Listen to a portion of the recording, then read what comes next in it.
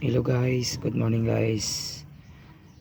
Yung stock ko na horn na maliit, pinalitan ko ng medyo malaki-laki na horn. Tapos yung dalawang wire na galing sa positive at saka yung isa sa negative, yung galing sa switch, doon ko na rin ikinabit. Susubukan ko ito guys kung pareho lang ba ang tunog nito o may kakaiba. Ito guys, pipinutin ko guys ha. Hindi tumunog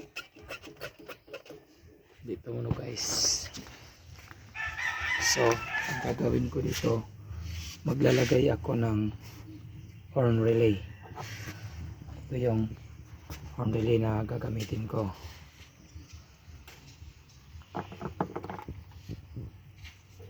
Mayroon dito ang 87, dalawang 87. Mayroon dito ang 85 at saka 86 at saka 30.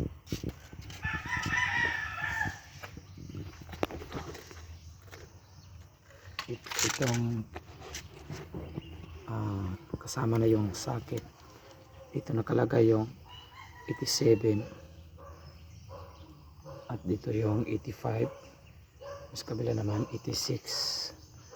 Yung 30 yung papuntang sa battery. Yung 85 at saka 86, yun din yung negative at saka positive. Pwede itong magkabaliktaran. Yung positive dito yung galing sa switch, yung galing sa fuse. Saka yung dito naman sa kabila, yung 86 ay yung sa galing sa yung sa switch. Yung 87 yung papuntang serbato, yung papuntang sa horn, at ito yung kanyang socket. So ito yung 30 positive,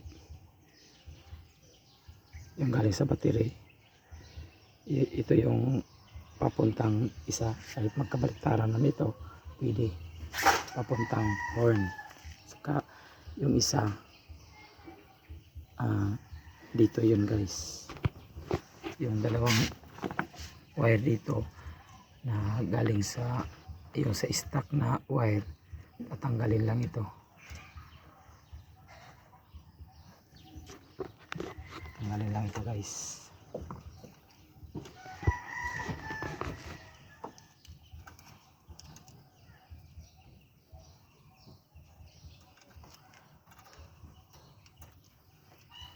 Yung dalawang wire, yung isang kakabit sa sa horn, kahit alin dito sa kabila, meron ding isa dito sa isang horn na isang wire, ikabit ito sa ground, yung body ground.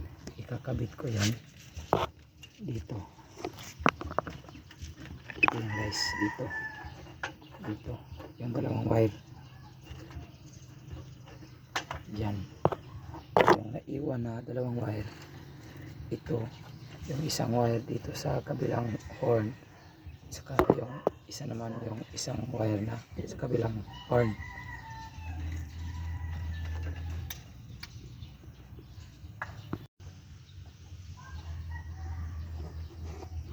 Okay, tapos ko nang ikinabit yung body ground na wire na papuntang horn. Ang ikakabit ko na naman ngayon yung horn relay. Ito, ititis ko muna kung alin dito yung positive. Ikakabit ko muna yung isang wire, tapos ititis ko kung alin dito yung positive. Ito yung positive, galing ito ng fuse. Dito ko ikakabit yung positive wire ng relay.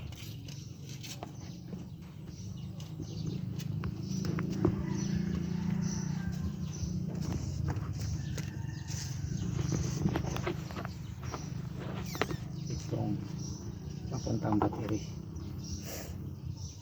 Bali, dalawa sila. Kasi dito, yung isa positive at saka negative. Yung positive, kahit magkabaliktad to, pwede ito ilagay ko rin dito. Isama ko na lang ito.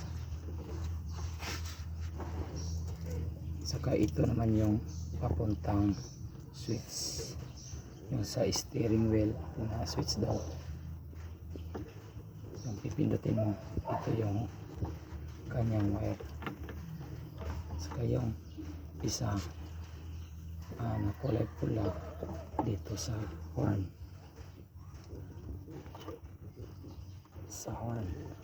okay. Try ko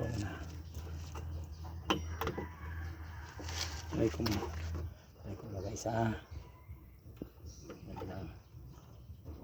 Okay.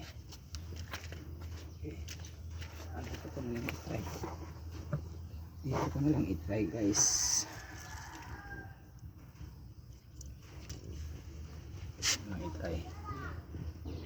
Yung maglalagay ako dito ng ground, tapos dito hindi mabot guys. Yan, lagay ko ng ground.